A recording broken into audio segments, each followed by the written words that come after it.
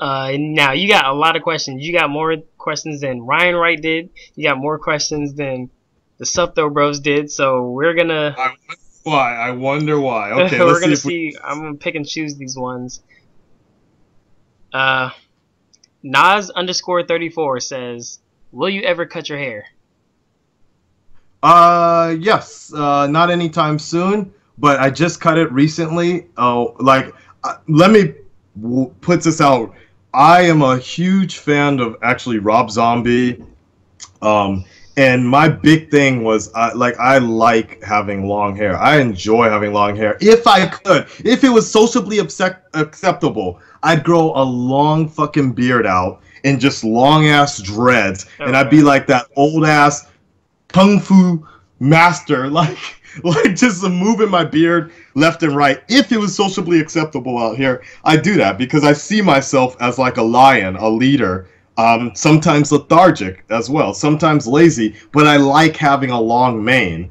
I just needed to cut it a while back because I was getting very lazy to that same point where I was in LA, gaining too much weight, and I just needed to jumpstart myself and become that young rookie again and get that inspiration to start moving faster again. But in all likelihood, I'm gonna grow it out long for a while and then cut it again one day. I don't know. All right.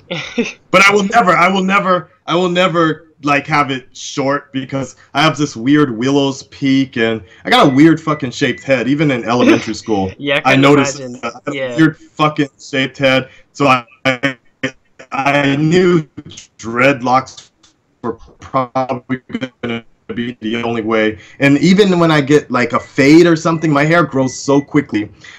Especially in Japan because there's nobody that can cut black hair.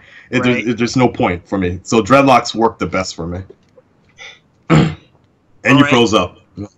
Uh, Pilion King says, "Is Akasan your real name?" It's the name people address me by, but just like Gator, Tyrone, and Ryan, my birth name is not that. Akasan was given that name was actually given to me in English in terms of red man. And they used to call me W.E. My friend said he was like Red Man Walking, and we just started going Wow. with that for a while, like Red Man and Red Man. But then when I started visiting Japan, my birth name is Isaac, and Isaac is like Isaac. Like it comes out really weird in katakana, like Isaac, I suck. And I'm like, I don't think I suck. I think I'm pretty interesting. So, Japanese people are just like, oh, Musakashi, it's like impossible to pronounce my name correctly. So they asked me if I had any nicknames, and I was like, oh, my friends call me Red Man, and they were like, what's red? Red's red in Japanese, and they're like, Aka. And so I was like, so you mean Akasan? And they're like, oh, sorega, Oh. ine, sashi. And so Akasan was born back in 2003. Yeah, 2003, and at that time I was doing more DJ stuff under the name of DJ V, which was short for Venom. Big Venom fan. Oh So wow. I was under that name, so instead I changed it from DJ V to DJ Akasan, and it just started working that way. So how many tattoos do you have? I have three. I have three. I have one on my arm here, which I got in Kudame back in 2006. And a real short story about that one, I fell down a flight of stairs that same day. And so in my entire back is probably still scarred up and bleeding. Damn. Um, and that same day I had to lay down on a tattoo table, and this one Yakuza dude with a cigarette and shit was like drilling into the flesh. And if you've ever had Cooley would be able to attest to this, the arm hurts anywhere where you actually have more muscle hurts a lot more than any other place because it's just painful, like they're actually cutting into the muscle. Yeah. The tattoos I got on my spine were fucking euphoric. A lot of people say on your spine or on the bone hurts, but for me, the tattoos I have on my spine, it was just so euphoric, and I got those back when I was in high school, and it's just two kanjis that basically say like special and then spirit.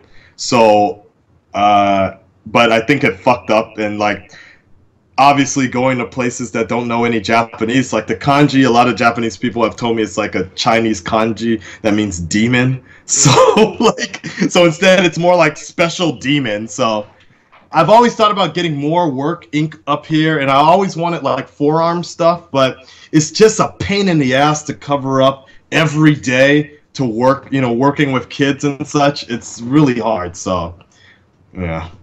Yeah. I don't want to get any tattoos because it's not for everybody. I don't think you shouldn't do it if it's trendy. I did it because I felt I needed it to be part of me. Other than that, yeah, it's okay. All right. Alex8398 asks, how difficult was it for you to adapt to the Japanese culture? It's pretty, I would say pretty difficult, but then also kind of easy as well, because I grew up with the Japanese culture in my life ever since I was like 15, 16 or so. You know, I shouldn't really say this, but like when around when I was 15 or so, like when I separated from my father and such, and my mom like snatched me and my brother, we were like homeless for a long time, and it was pretty painful to go through being homeless and living in shelters. And I don't know if you've ever seen what that kind of experience is, but you know, that's like sleeping on cot beds in the blazing heat with a bunch of other people. Little maggots or like gnats are eating your body and shit. And like it was really hard to adapt to this, and I had this one Japanese American friend who had similar sort of downsets in his life, and we kind of bonded that way. And you know, he showed me like this world, the Japanese American side of things. And I had a girlfriend for 6 years from, ironically, just around the same prefecture. And in LA, I had a Japanese girlfriend for 6 years, which really felt like being in a Japanese relationship. So by the time I moved to Japan, I was kind of, certain things I was already used to. A lot of Japanese people say that I have something called aisatsu, which is kind of like greeting and rapport. I know the rapport of Japanese people, so it's easy for them to get along with me, opposed to a lot of foreigners who just are still kind of like that rambunctious, loud, noisy ass foreigner that's really rude or saying stupid fucking jokes that aren't really funny to Japanese people, but they're very KY, which is a kuki yominai, which means they can't read the air. And so I'm not very KY. I'm actually I can read the air pretty well and read situations really well. So that part's okay, but just the language is still a big problem for me, because I work full time at where my required language is English, and they actually get mad at you for speaking Japanese. So even though I'm living in Japan, I don't really live Japan, and I don't really get a chance to feel the same sort of stress a lot of other foreigners feel, in terms of like, fuck, I don't know what they're saying, I really gotta try hard to learn Japanese. I've never really cared enough anymore. I like lost that ambition a long time ago, and it sucks sometimes, but with the move to Tokyo, I'm hoping it's gonna reinvigorate me to like try hard to get back into really going full-blown Japanese, especially for the benefit of the channel as well. The doors open up a lot more if I can collaborate with people speaking the same common language. All right. Rob Ortigue asks, Akasan, who was the first reactor you spotted on YouTube? Probably the first reactor I spotted was Epic Gamer. Like, my fan base, the Red Dread Nation, they know this, but I actually don't watch YouTube so often. And I'm thinking about this roast, somebody was like, Akasan, the YouTuber that doesn't watch YouTube. Like that, but um, um, I don't watch YouTube so much, so like the first person, the only reason I even found Epic Gamer and the rest of them and the world of reactors is because Speak Preview or someone let me know that they included me in a compilation, and I was like, okay, hey, let me go check, let me check this out or something like that. Or maybe it was a Deek the One, and they let me know. So I was like, hey, oh shit, there's a lot of people doing the same thing. So I just kind of saw it as a bulk, and then after that, maybe it was Ryan or maybe it was Tyrone. Like I remember seeing their thumbnails, but I don't personally. It sounds weird again, but personally, I don't find reactions that interesting or entertaining unless it's something that I really like, and I don't like a lot of things. So there you go. Yeah. So, like, Yeah. so I didn't really click or take notice of the Big Four or any reactors until way later when my fan base started mentioning you, Ryan, and Gator are like the only, you guys are the Big Four reactors that I watch, and everybody else started saying the same thing, and I was like, okay, I need to really check out these guys, like, because I'm getting put in the same category of them. And I looked at them, I'm like, oh, they're pretty cool, okay. And I was like, wait, oh, damn, they got like, at this time it was like 50,000 subscribers, all of them except Tyrone. Yeah, like 75,000 subscribers. I'm like, damn, I have only like 4,000 subscribers, but I'm getting put in this same category, so I must be doing something right. Okay, Yeah. cool. So, but basically, to answer your question, Alex or whatever your name was, it was. I think it might have been Epic Gamer only because he and I had the same reaction to Godzilla at the same time, and I wanted to look him up after that. All right, and it wasn't Alex, it was Rob, but yeah, close. Rob, okay, sorry, and you know what? It wasn't Epic Gamer at that time. It was Epic Gamer. Now he's known as the Epic Reactor. So. Oh, I know who you're talking about. Yeah, at that time, his name was Epic Gamer. Okay. All right. Ernie1 asks, what are you most excited about going to Tokyo? YouTube Tokyo. Like, I don't actually. It's so funny. To be honest, I don't like Tokyo. Actually, like, I don't like Tokyo. I think the city's quite shy, and I get really annoyed with people staring at me. And when I try to approach them or say hello, they look away. They're very shy. I'm not a big fan of Tokyo. At least in Fukuoka, I get, this is good and bad side, but I get put on this like God mode pedestal type of thing where people are, oh, your hair, it's so cool. Can I touch it? Can you get off my fucking hair? Like they're just like, oh, and that has its good and bad points. Tokyo, people will look at you, but they'll just look away, and like they're very shy to have a conversation with you. So it takes more time to get in the zone. But I am since I went to school out there, I'm happy to be back with my classmates, go back out, be around people that like wrestling, like multimedia stuff, can understand why I would go to Korea to watch a fucking movie. Yeah. Things like that. But more importantly, yes, it's more of a business move for me. If I wanted to pick somewhere, the best place to live for me in Japan is Osaka, because all the people have no shyness. They're crazy, they're wild, they're funny, they're very similar to people in LA. Tokyo's more like New York. People got things to do. They don't have time to talk and shit. But it's all a business move for me, so I'm the most excited about setting up a new apartment, having one room dedicated purely for the YouTube channel, having a job that allows me to have the mornings off, because my mornings is your night.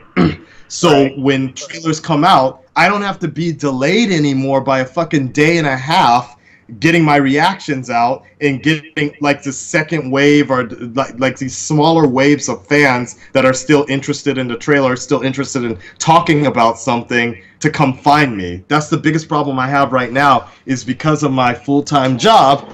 Everybody's asking me to react to shit, but I can't get to it till like a day and a half later, because of the time difference. So I'm looking forward mainly to the YouTube Tokyo, making that work. I'm a little worried about the hate their channels are getting and going in there being like, yeah, I got 40,000 subscribers. What do?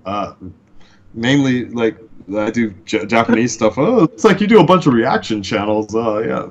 That's not something we do here at the studio. Like, this is... I have a little problem with that, but other than that, it's okay.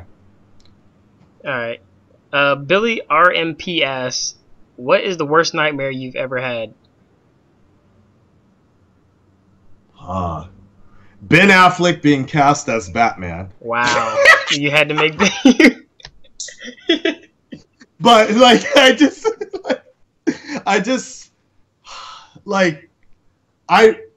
it's not real.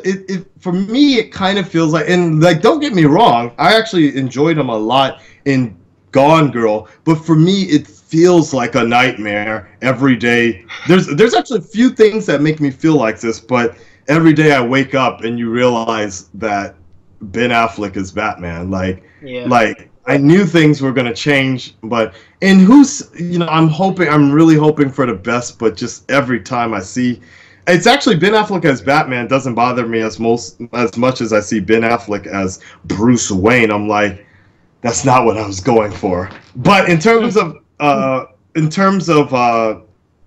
actual nightmare, probably I've had a nightmare where I've had a few nightmares where I've been shot. Like, I've been assassinated in a firing range, or there was one where I had like spider powers and I lost my powers and I fell from the ceiling, and this Russian chick with a giant machine gun shot me, and I could feel every bullet ripping through my skin, and everything went white, and when everything came to, I woke up. So I actually like died in that dream. But nightmares, those type of dreams, they said, are the best, because that's the sign of things are coming to a close, and you're closing something in your subconscious. So that's probably the scariest fucking dream I've had. Yeah, that sounds scary. That sounds very like detailed and.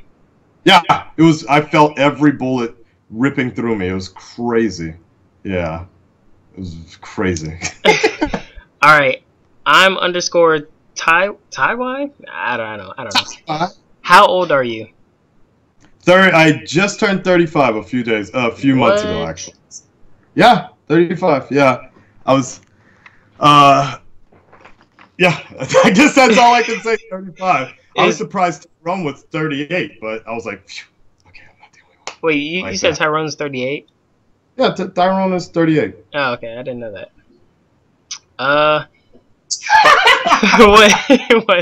I thought you were gonna say that makes sense. Okay, yeah. No, I didn't know that. But Fadi, bro, these usernames I don't know. Yeah, that's okay. He asked, "Are you gonna ever go back to the U.S.?"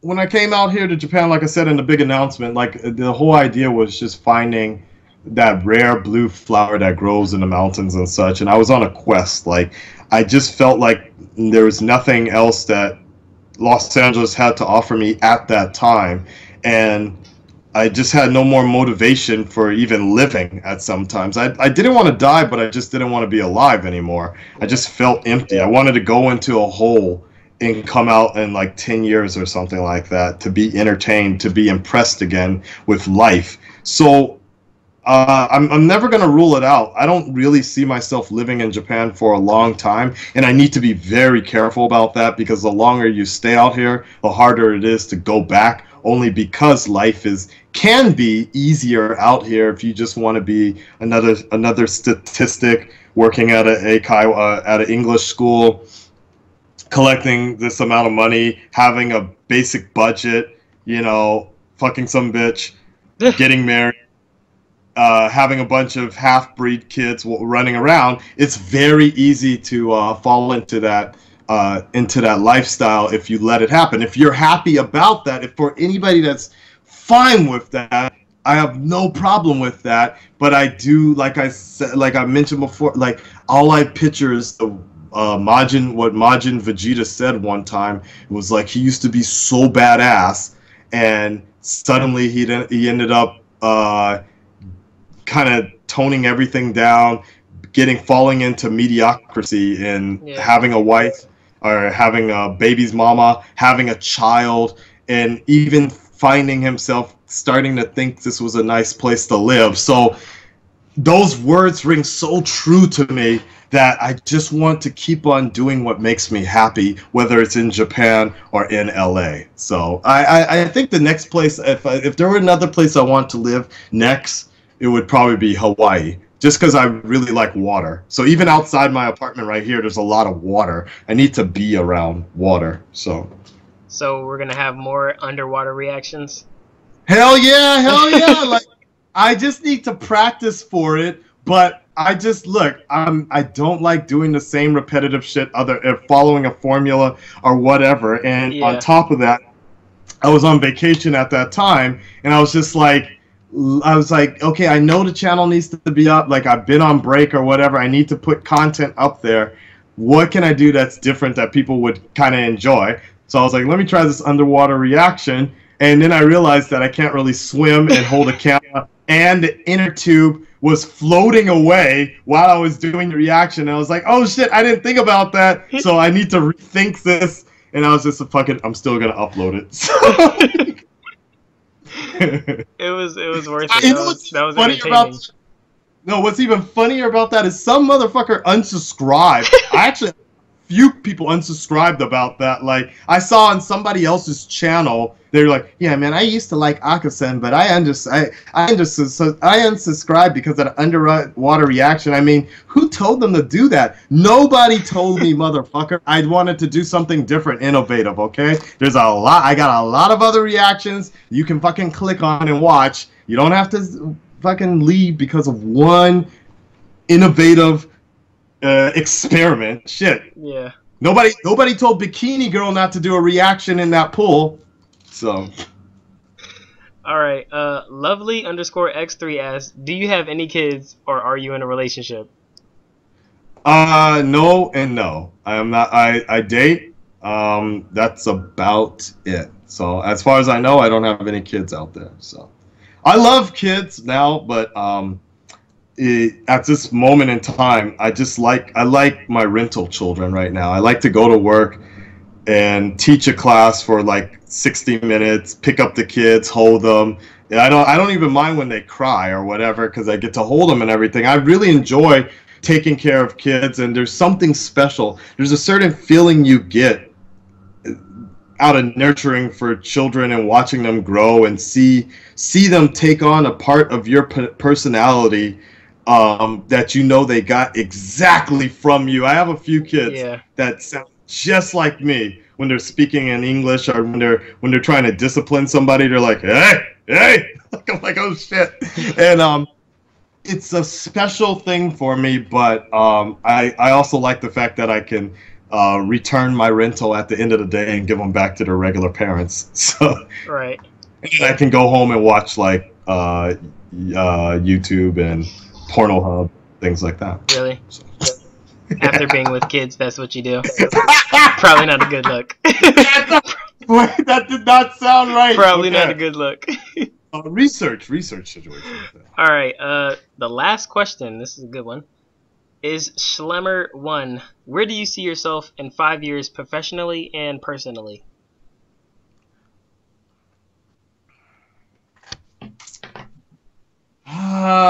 I see myself still working with multimedia sort of stuff. I think the reaction stuff, I personally think that reaction channels and just reaction videos are going to get moderated very soon. I think Content ID is going to be upped to the next level thanks to kind of the abuse that reaction channels have given other people's original content, and then the hate that's come with that from bigger YouTubers. If bigger YouTubers are making videos claiming their problems with reactions, you can be guaranteed that even bigger YouTubers are talking to the people that are in control of that stuff in terms of moderating that stuff. The same way Reply Girl got moderated and completely eliminated. I think the content ID system is going to be looked at again, and I think it's going to be easier for content providers and uploaders to like check something, like make sure nobody steals this shit, or put my video in the content ID system so it starts to get marked more often like that. I definitely think that's coming by far. So I think reactions videos in that reaction format, it's going to get moderated a lot more. It may not be completely eliminated, I don't think that point, but I think it is going to be moderated. So I see myself still doing things that I enjoy doing, but things that are still popular within the multimedia world. So whether that be on TV, you know, where I'm going in Tokyo, I just got an email, or I just got a message from a very, very famous person in Tokyo, a black man in Tokyo. He's like the black man of all men, as part of a cell phone commercial. He's like, he's been part of the cell phone commercial world for like 10 years now, and he's a huge DC and comic fan, and we talk a lot, and he was just like, dude, let me know when you get down here, it'll be good to have you back in Tokyo, you know, collaboration. So I see nothing but big things happening within the next couple of years. And the main point, the main thing I still want to do is make sure I still have that communication and like down to earth connection with my fan base. Like I just want to always continue to be my regular person. And I know I'm hard to get for some people. I know I'm difficult and not as entertaining as the next person, so to speak, but I just hope that every time someone sees me, they know that 100% they're getting the real guy here. So this is reality TV at its finest. Even when I'm in a bad mood, I'll still record stuff and let you guys know I'm in a bad mood. So, you know. Right. So nothing but more. That's all. There's nothing but more. All right. Yeah. Well, I want to thank you for your time. It's been like, how long? It had to be like an hour, right? No way. That was pretty short, dude. I thought you were going to ask me more controversial shit, and I was like, getting ready. Nope. I don't got time for all that on my channel. Right on. I'm glad. Okay. That's good to know. Good I just wanted to know more about you and, you know, your life and how you're living. And now I know, and now everybody else knows. So thank you for your time. Thank you for your honest interview. I appreciate it, man. I appreciate everything, and good luck with everything. I see your channel, man. I see how it's going, and so I'm really proud of you, man. And you know, I like the fact that you were able to take something and make it grow to the point where, you know, when people come to your channel, they know it's partially it's reactions, but it's something more than that actually has helped build the Reactor verse, so to speak. Yeah. And you've added like an extra substance to make this universe, or this world that we have, this community that we have, even bigger. And like, it's hard for me to explain, but just basically the same way where there's, for example, a movie comes out, then they actually have a video game that comes with that movie, and it helps build our, like, you know, they have, where Marvel has its movies, then it also has its Netflix TV shows. You're kind of like that Netflix sort of thing, or that just builds more. Or even better, the way DC has its like side like news that they talk about things, it helps build and make everybody realize how important this communities, this Reactorverse really is. So I appreciate that, what you're doing as well, man. Well, thanks. Yeah. All right, this was fun. This was interesting. Learned a lot. I hope you guys all enjoyed this, watching this wherever you are. And there will be more in the future. Thank you, Akasan. Stop with the box thing. I'm closing you in. I'm pushing you in. Yeah. All right, bro. Thank you for your time. I'll see you later on, man. Right on, man. I appreciate your time. Thank you.